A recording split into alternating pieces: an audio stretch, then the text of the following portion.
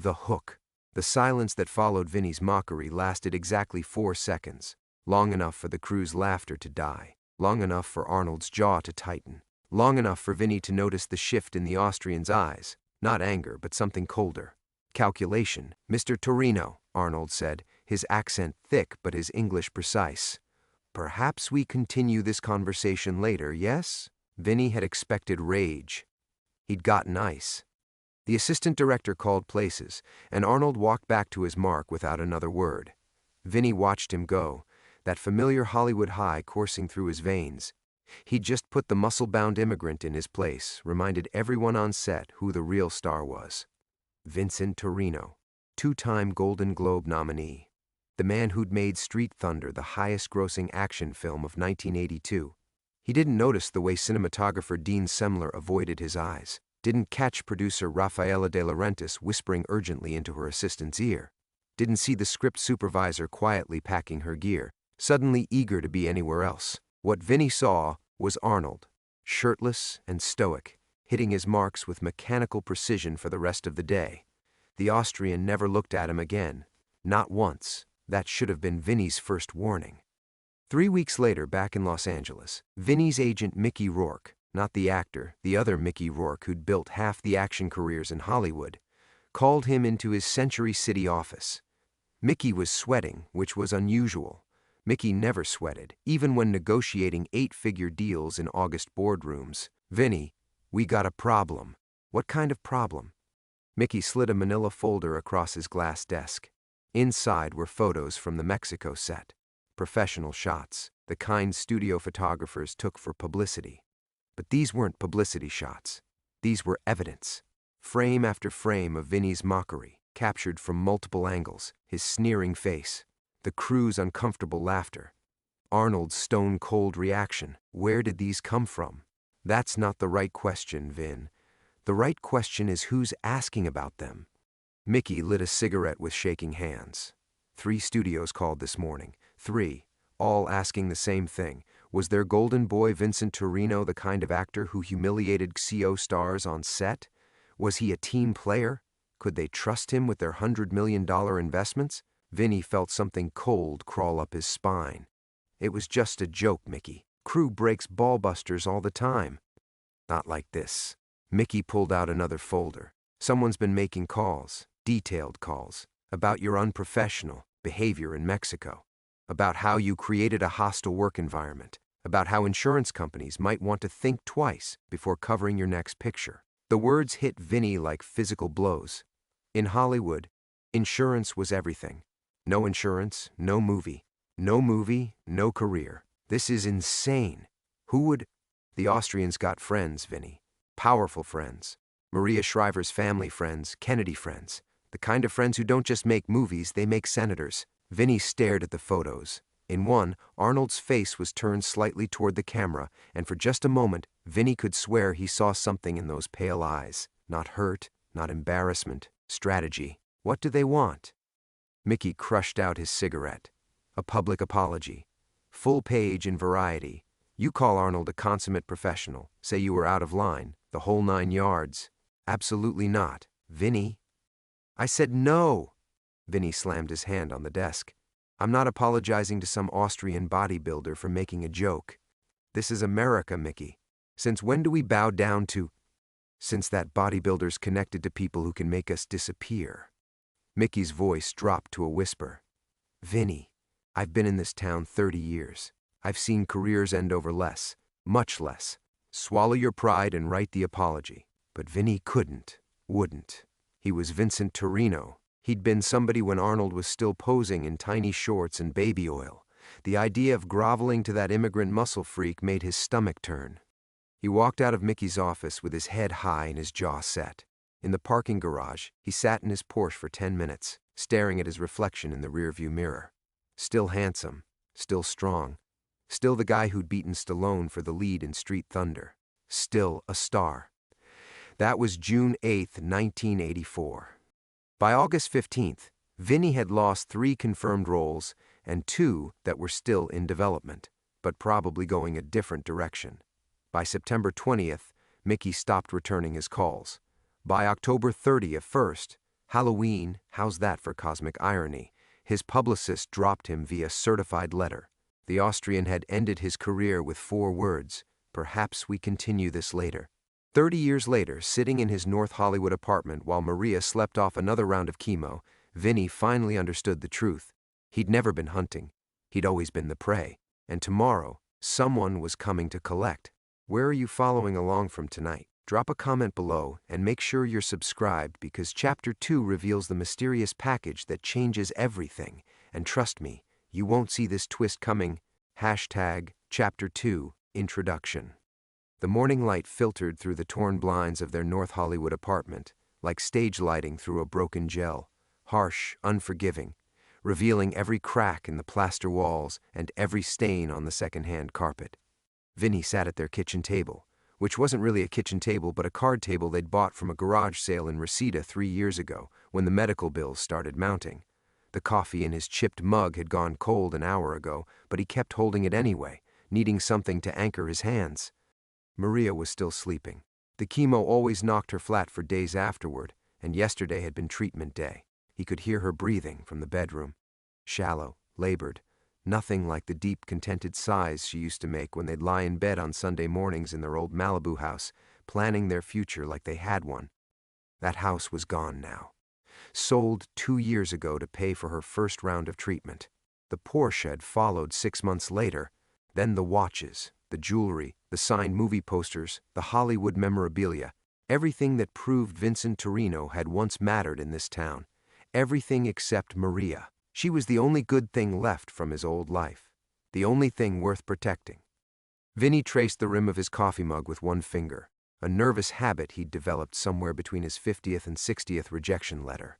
His hands were still strong, still the hands that had thrown punches in a dozen action films, but now they shook slightly when he wasn't paying attention. Age, maybe, or fear. Probably both. The apartment smelled like disinfectant and defeat. Maria tried to mask it with vanilla candles from the dollar store, but underneath the artificial sweetness was the metallic tang of illness and the musty odor of a building where dreams came to die. Their neighbors were all like them.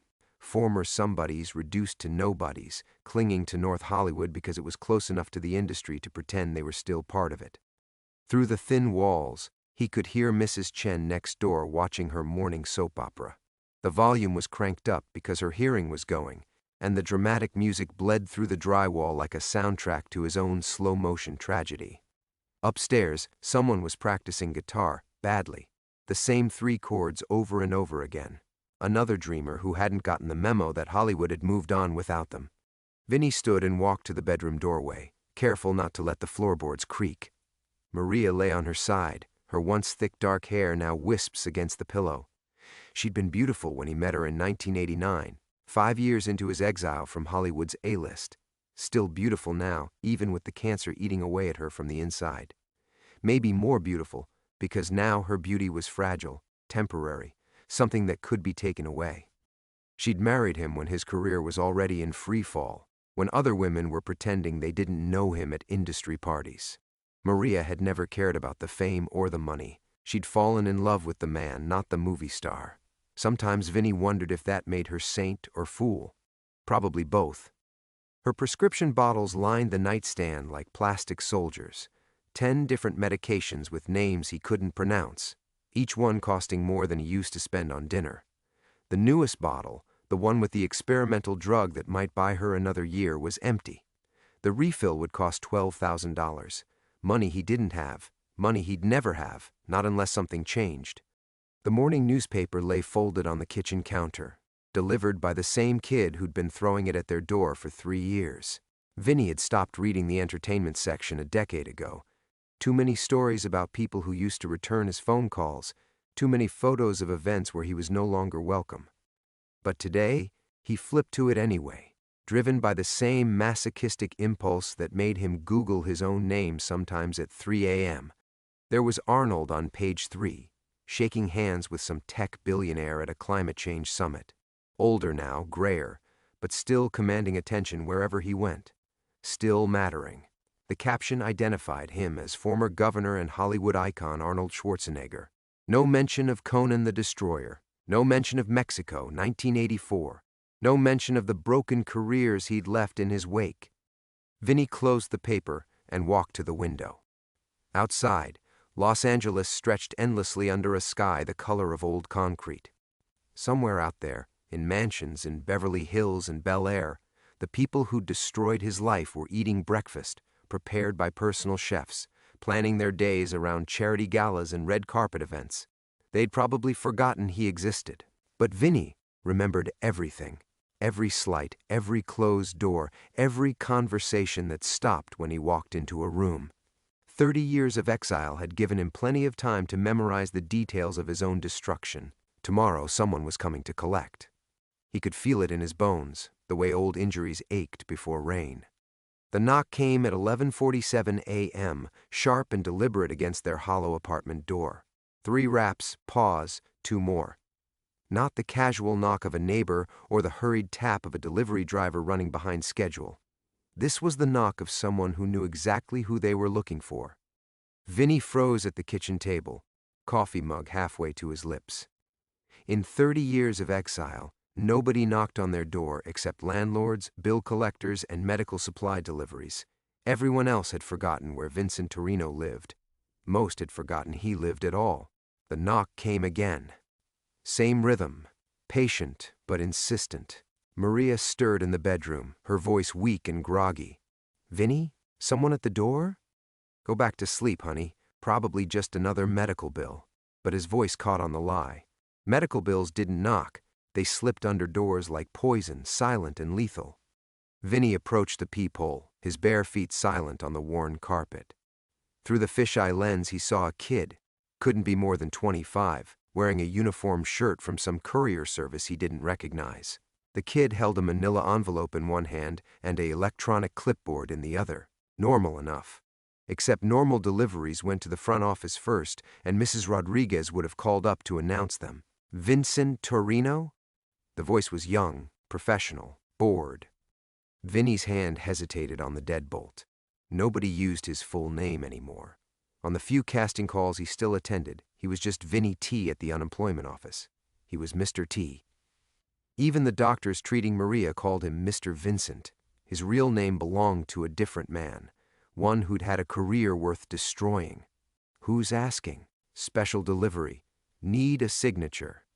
Through the peephole, Vinny watched the kid shift his weight, clearly wanting to be anywhere else. Just a messenger. Probably didn't even know what he was delivering or who Vincent Torino used to be. To him, this was just another stop on his route, wedged between apartment 12B and the dental office on Ventura. Vinny opened the door but kept the security chain latched. The kid looked even younger up close, with acne scars on his cheeks and the hollow-eyed exhaustion of someone working 3 gigs to pay rent in a city that ate dreamers alive. Probably an actor himself, between auditions that would never amount to anything. "ID?" the kid asked. Vinny showed his driver's license through the crack, and the kid nodded, consulting his clipboard. The envelope in his other hand was thick, expensive-looking. Not the thin, business-sized envelopes that usually brought bad news. This was substantial, heavy. The kind of envelope that once carried movie contracts and 8-figure offers. "Sign here."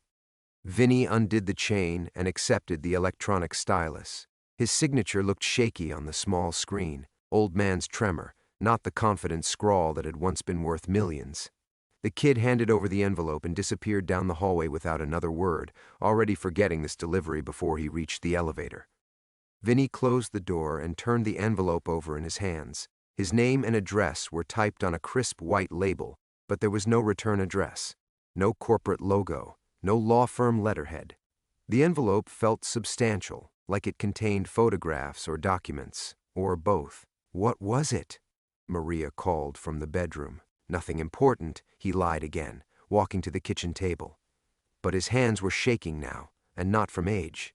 He tore open the envelope carefully, as if whatever was inside might explode. Photographs spilled across the card table. Black and white 8x10s, professional quality, the kind studio photographers used for publicity shots. But these weren't publicity photos, these were surveillance shots. Pictures from the set of Conan the Destroyer, Mexico, 1984. Pictures he'd never seen before. There he was at 28, still handsome, still confident, still believing the world owed him something. There was Arnold, shirtless and stoic, hitting his marks with mechanical precision. There was the crew, uncomfortable and avoiding eye contact. And there, in crystal clarity, was the moment that had destroyed everything. Vinny's face twisted in cruel laughter, his mouth open in the middle of his circus fake muscles joke. But these weren't the photos Mickey had shown him 30 years ago. These were different angles, different moments. Someone else had been documenting that day. Someone who'd been watching from the shadows while Vinny destroyed his own life in real time. At the bottom of the stack was a single sheet of paper. Expensive stationery, heavy stock, the kind that whispered money and power. The message was typed in a simple, elegant font. Mr. Torino, the truth about what really happened on June 8, 1984, is worth $2 million to the right buyer. If you're interested in learning why your career really ended and who was pulling the strings, meet me at Musso and Frank's tomorrow at 3 p.m. booth 9. Come alone. The past isn't finished with you yet. There was no signature, no name, no explanation of who was offering $2 million for a 30-year-old secret or why they'd chosen now to surface. But as Vinny stared at the photographs scattered across his kitchen table, he realized something that made his blood run cold. In every single shot, Arnold wasn't looking at him with anger or embarrassment. Arnold was looking directly at the camera, as if he'd known all along that someone was watching, as if the whole thing had been performance, as if Vinny had never been the hunter at all. Chapter 4, Early Development. Vinny swept the photographs into a pile and shoved them back into the envelope, his heart hammering against his ribs. $2 million. The number burned in his mind like neon, bright and impossible. $2 million would pay for Maria's treatments, buy them a decent place to live, maybe even get him back on his feet. But nothing in Hollywood came without a price, especially not money that fell from the sky into the lap of a has-been nobody. He walked to the kitchen window and stared down at the courtyard, searching for anything out of place. A car that didn't belong, someone watching.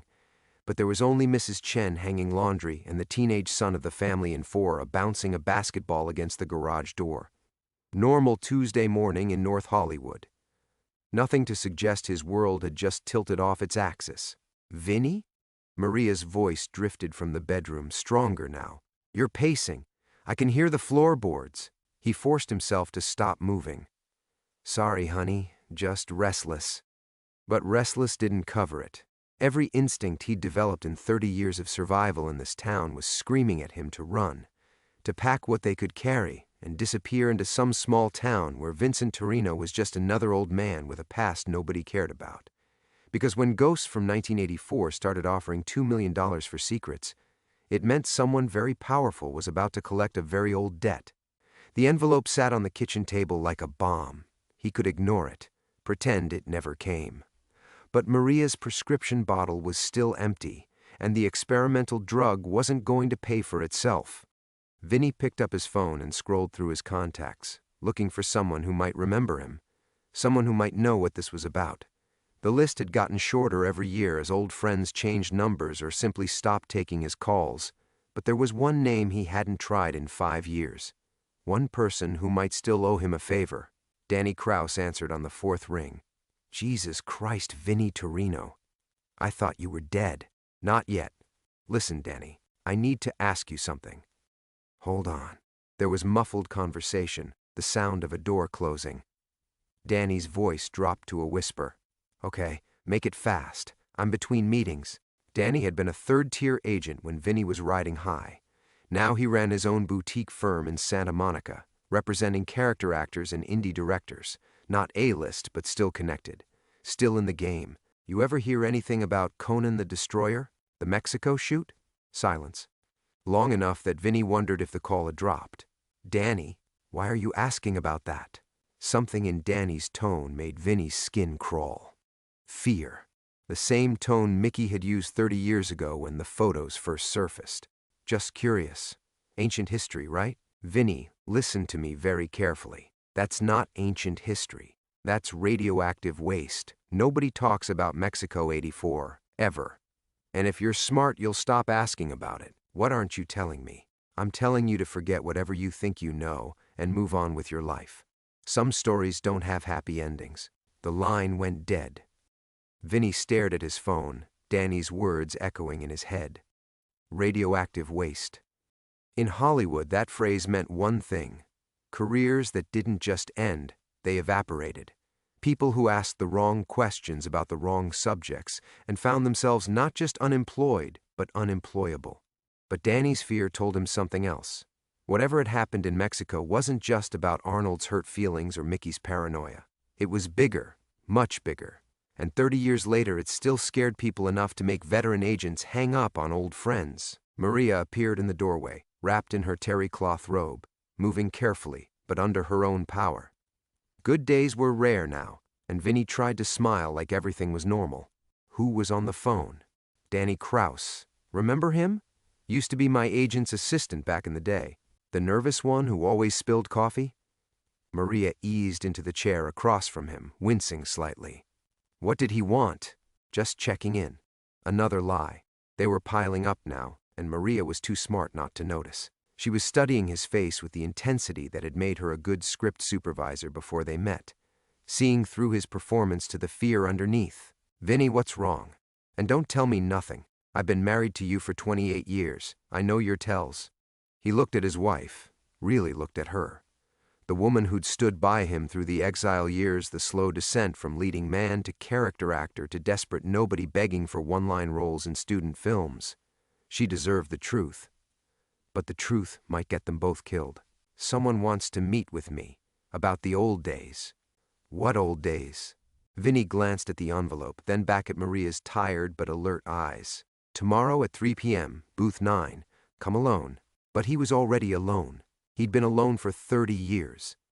The truth sat between them like a third person at the table, uninvited and unwelcome. Maria's eyes never left his face, reading the micro-expressions he'd forgotten she could decode. 28 years of marriage to an actor had taught her to see through every performance except the one that mattered most, the one where he pretended their life wasn't falling apart. Vinny. Her voice carried the quiet authority of someone who'd spent decades managing chaos on film sets.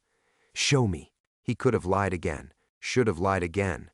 But Maria's hand was reaching across the table, and he saw how the sleeve of her robe hung loose around her wrist. When had she gotten so thin? When had he stopped noticing? The envelope felt heavier as he slid it toward her. It's about Mexico, about what happened on Conan. The thing with Arnold? Maria's fingers traced the envelope's edge, but that was 30 years ago. I know. Vinny watched her face as she processed the implications. Someone thinks it's worth $2 million. Maria's hand stilled. In the silence, he could hear the neighbors, Mrs. Chen's soap opera, the kid upstairs murdering the same guitar chords. Normal sounds from normal lives. Lives that didn't include mysterious envelopes and impossible amounts of money. 2 million, she repeated, and something shifted in her expression. Not greed. Maria had never cared about money. But hope. Desperate, terrifying hope. That's enough for everything. The treatments, the experimental drug, all of it. She opened the envelope with the careful precision of someone who'd once handled original scripts worth millions. The photograph spilled across the table again, black and white ghosts from a life that felt like someone else's memory. Maria picked up the photo of Vinny mid-laugh, his face cruel with the arrogance of youth. God, you were such an asshole. It should have stung, but coming from her it sounded almost fond. She'd never known that version of him, the golden boy who thought the world owed him stardom. By the time they met, he was already broken, already learning humility the hard way. But this isn't about what you said to Arnold. She was studying the photos like she used to study script revisions, looking for continuity errors. These angles, the quality, this wasn't paparazzi or some crew member with a camera. This was professional surveillance. Vinny felt something cold settle in his stomach. He'd been so focused on the message, on the impossible offer, that he'd missed what Maria saw immediately.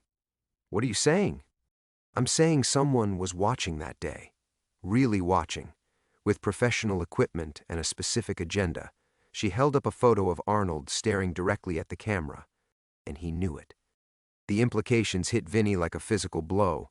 If Maria was right, if the whole thing had been orchestrated, then his humiliation hadn't been spontaneous stupidity. It had been planned, orchestrated, which meant someone had needed him to destroy himself that day, and they'd made sure it happened exactly as required. But who would? He stopped, the answer crystallizing like ice in his veins. Mickey, your manager? He was the one who pushed me to take the Conan role. Said it would be good for my image, working with someone like Arnold. He was on set that day, managing everything. Vinny's hands clenched into fists. He had the photos within hours.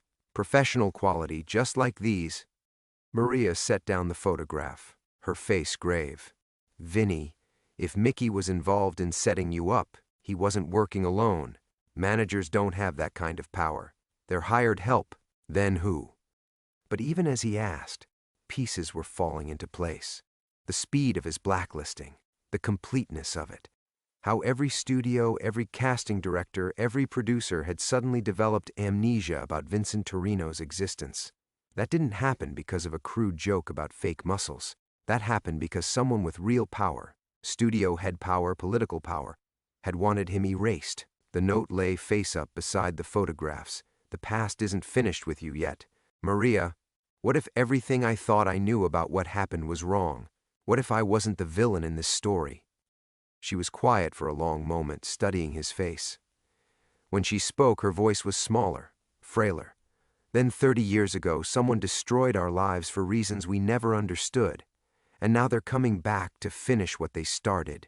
Outside, a car door slammed. Normal sound, but it made them both flinch. Every noise was suspect now, every shadow potential threat. The apartment that had been their refuge suddenly felt like a trap. Musso and Frank's tomorrow, Vinny said. Booth 9. You can't go alone. The note said, I know what the note said. Maria's eyes flashed with something he hadn't seen in months. Fire, fight.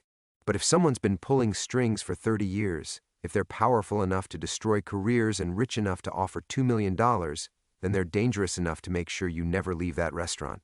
She was right. They both knew it. But Maria's prescription bottle was still empty, and time was running out faster than money. The past had found them. And this time, Vinny wasn't sure they'd survive the encounter. Chapter 6. Plot twist. The phone rang at 11:47 p.m., its shrill tone cutting through the apartment like a blade. Vinny jerked awake from the half-sleep he'd been drifting in, still dressed, still sitting at the kitchen table with the photographs spread before him like tarot cards predicting disaster. Maria stirred in the bedroom. Vinny? It's okay, he called, reaching for the phone. But it wasn't okay. Nothing about midnight calls was ever okay. Hello? Silence. Then you got the package. The voice was electronically distorted, neither male nor female, young nor old. Pure information stripped of humanity. Who is this? Someone who knows what really happened in Mexico. Someone who knows why you've been living a lie for 30 years. Vinny's grip tightened on the phone. What do you want? I want to give you the truth, Vincent. The truth about who destroyed your life. The truth about who's been pulling the strings since before you even met Arnold Schwarzenegger. I'm listening. Not over the phone. Tomorrow. Musso and Frank's. You'll know me when you see me. The line went dead.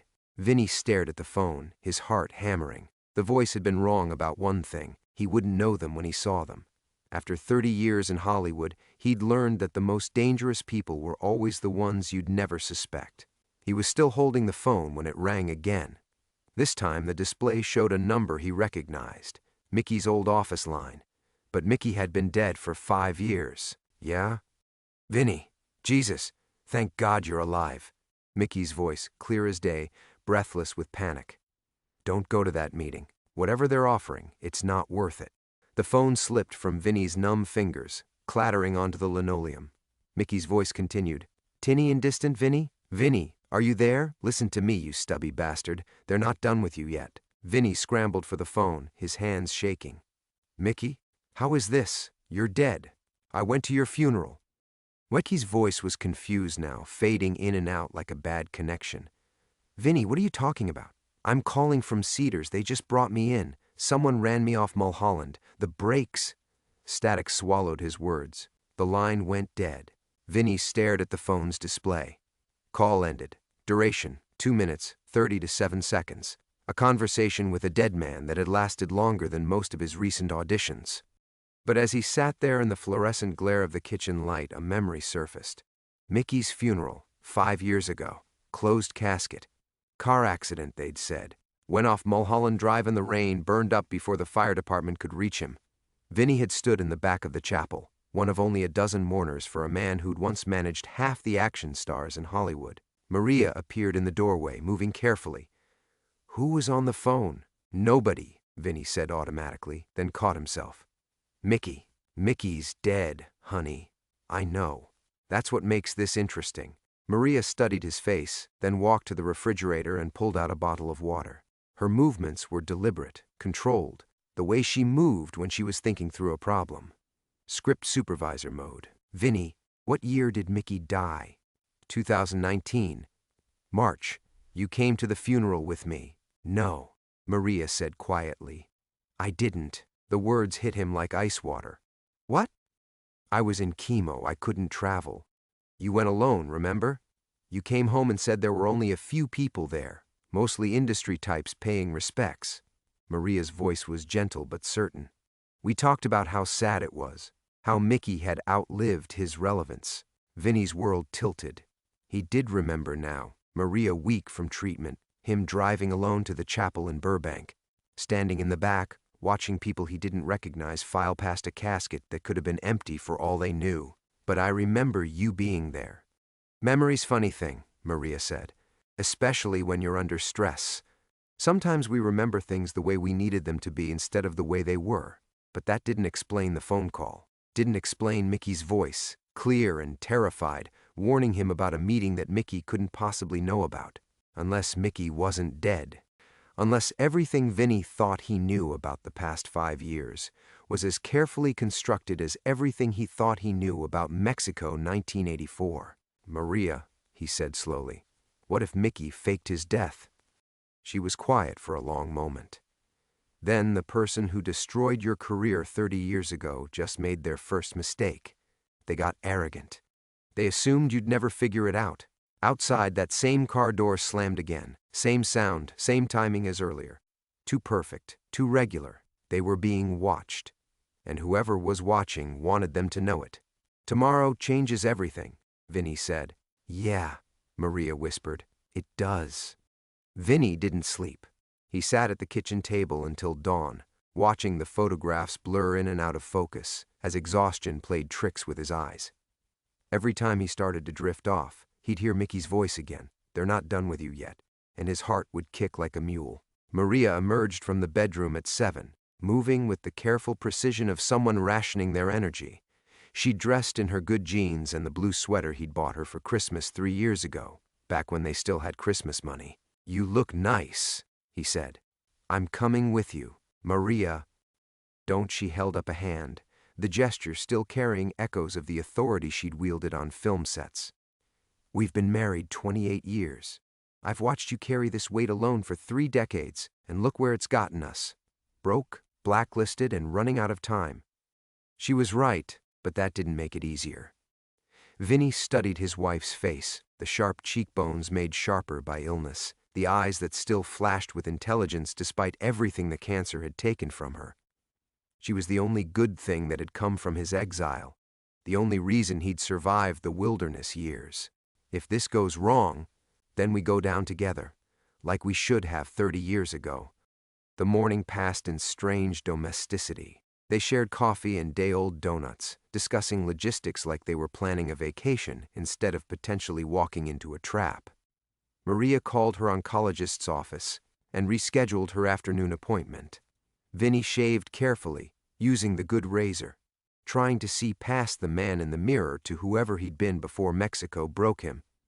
At noon, Maria's phone rang. She glanced at the display and frowned. Unknown number, she said, answering. Hello? Vinny watched her face change, color draining until she looked translucent. She handed him the phone without a word. Vincent Torino? The voice was crisp, professional, female. Yeah, this is Dr. Sarah Chen at Cedars-Sinai. I understand you knew Michael Kraus? Mickey's real name. Nobody had called him Michael in 40 years. New? He's dead. Mr. Torino, I'm calling because Mr. Kraus was brought into our emergency department early this morning. He was in a serious car accident on Mulholland Drive. He's been asking for you. The phone slipped in Vinny's sweating palm. That's impossible. Mickey died 5 years ago. Sir, I'm looking at his chart right now. Michael Kraus, 73 years old, admitted this morning with multiple injuries from a vehicle collision. His emergency contact information listed you and your wife. Vinny's vision grayed around the edges. Either he was losing his mind, or someone had been playing a very long game. Neither option offered comfort. Dr. Chen, can you describe him? Sir, I can't discuss patient details over the phone, but if you'd like to visit, he's in intensive care. Family only, but since you're listed as emergency contact, we'll be there. The drive to Cedars felt like swimming through molasses. Traffic moved normally around them, people going about their Tuesday afternoon business, unaware that reality had developed stress fractures. Maria sat in the passenger seat, staring out the window, occasionally reaching over to squeeze his hand. What if he's been alive this whole time? She asked as they pulled into the hospital parking garage. Then someone wanted us to think he was dead. Someone with enough power to fake a funeral, enough connections to make it stick. Why? That was the question eating at him. Why fake Mickey's death? Why wait 5 years to resurface? Why offer $2 million for information about Mexico if whoever was behind this already had all the answers? The ICU smelled like disinfectant and despair. Dr. Chen was a small, serious woman who looked like she'd been working 36 hours straight. She led them through corridors lined with monitors and machines that beeped out digital heartbeats. He's been in and out of consciousness, she explained. Head trauma, several broken ribs, internal bleeding. We're monitoring for signs of brain swelling. Room 314 contained a man who looked like Mickey Kraus if Mickey had spent 5 years aging in a cave. Thinner, grayer, hollowed out, but unmistakably alive. Jesus Christ, Vinny whispered. Mickey's eyes opened, focused with effort on Vinny's face. When he spoke, his voice was barely audible through the oxygen mask. Told you not to go to the meeting. Mickey, what the hell happened to you? We thought you were dead. Supposed to be. Mickey's hand moved slightly, gesturing for Vinny to come closer. Had to disappear. They were going to kill me for real. Who? But Mickey's eyes were already closing, consciousness slipping away like water through cupped hands. The monitors continued their electronic symphony, measuring a life that shouldn't have existed. Standing in that hospital room, looking at his supposedly dead manager hooked up to machines, Vinny finally understood. Tomorrow's meeting at Musso and Frank's wasn't about the past. It was about finishing what someone had started 30 years ago. Chapter 8, Climax. Vinny pulled a chair close to Mickey's bedside, the institutional plastic scraping against the linoleum. Maria stood behind him, her hand resting on his shoulder, a lifeline anchoring him to the present while the past threatened to drag him under. Mickey, he whispered, stay with me. I need to know what happened. Mickey's eyes fluttered open, struggling to focus. His voice was a rasp through the oxygen mask. Should have told you years ago. Told me what? Mexico wasn't your fault. Mickey's words came in painful fragments. Was never about Arnold, about you. Was about the girl. Vinny's blood turned to ice water. What girl? Producer's daughter, Rosalind Kellerman, 16. Mickey's breathing grew labored. She was on set, watching her father work. You never even noticed her. But Vinny remembered now. A blonde girl in the background of those surveillance photos. A teenager who'd seemed out of place among the crew, always hovering near the craft services table. Mickey, what does she have to do with anything? She killed herself. 3 months after Mexico. Mickey's eyes were clearer now, focused with desperate intensity. Pills. Left a note about what happened to her on set. Maria's grip tightened on Vinny's shoulder. What happened to her? Someone hurt her. Badly. While everyone was watching you humiliate Arnold, Mickey's voice dropped to barely a whisper. Perfect distraction. Whole crew focused on your meltdown while someone was. The room tilted. Vinny gripped the bed rail, understanding crashing over him like a toxic wave. They needed me to cause a scene. You were set up. The whole thing. God help me, I was part of it. Tears leaked from Mickey's eyes. They promised me if I got you wound up enough, got you to blow up at Arnold, they'd make me a studio vice president. All I had to do was create a distraction. Who? Vinny's voice was barely human. Who ordered it? Harold Kellerman, the producer, his own daughter. Mickey's breathing became ragged. He needed someone to blame, someone whose career he could destroy to show he was taking action. You were the sacrifice. Maria moved around the chair, kneeling beside Mickey's bed. Harold Kellerman's been dead for 15 years. Not Harold. Mickey's eyes locked onto hers. His son, Richard. He's been carrying on his father's work, Hollywood's most powerful fixer. When he found out I was getting guilty, getting ready to talk, he faked your death. Vinny finished. Kept me prisoner. 5 years in a private facility. Told everyone I was dead while he used my identity, my contacts. Mickey struggled to sit up, machines beeping in protest. But he made a mistake.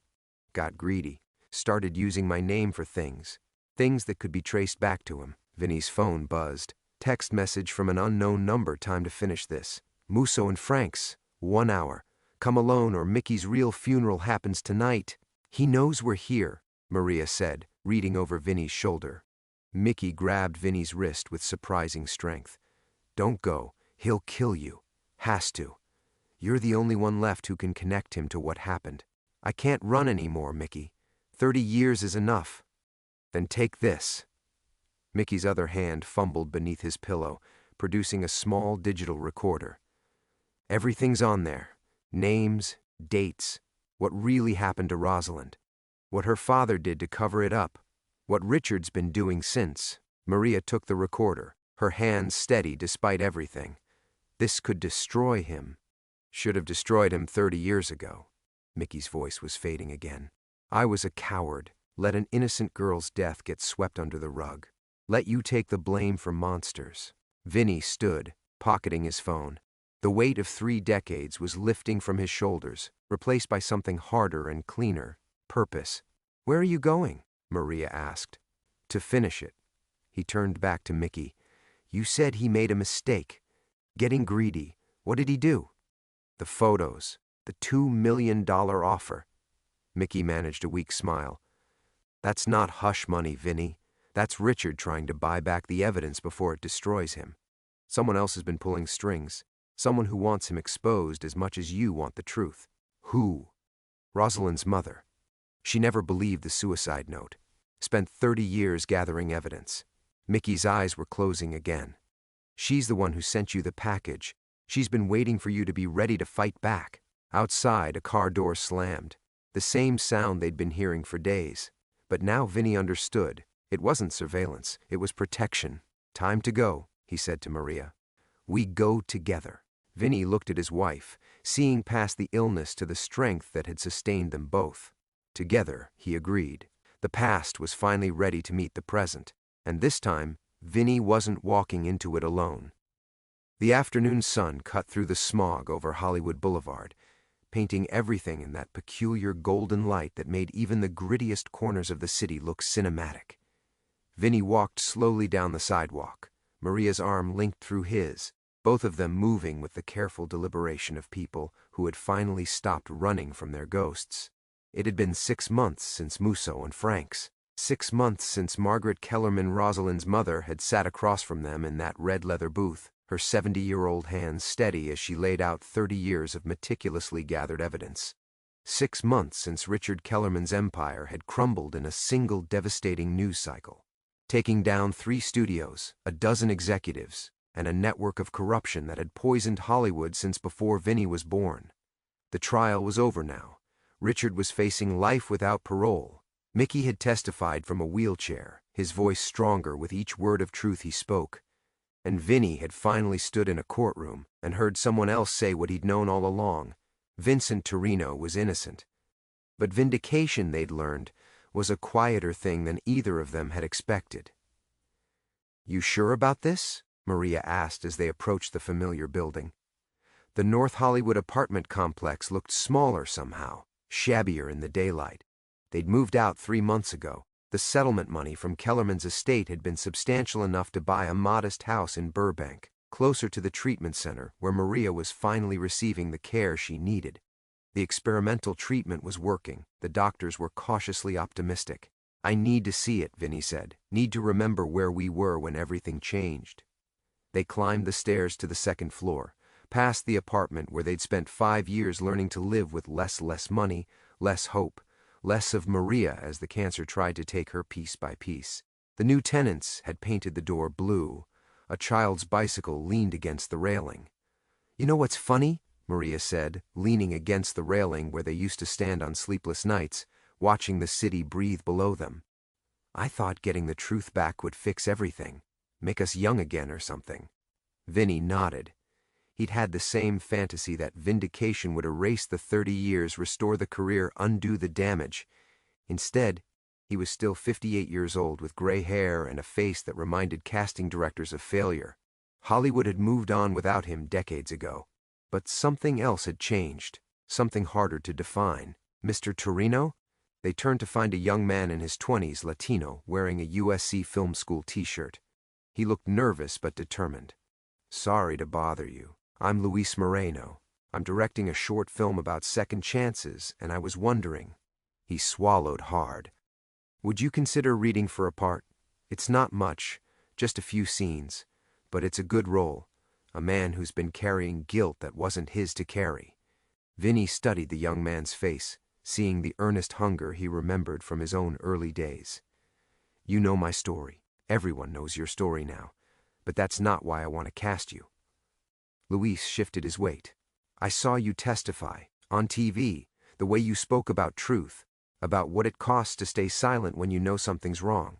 That's the character I'm trying to write." Maria squeezed Vinny's arm. "You should read it. It doesn't pay much," Luis added quickly. "Probably less than you're used to." Vinny almost laughed. Less than he was used to. Kid had no idea. "Send me the script," he said instead.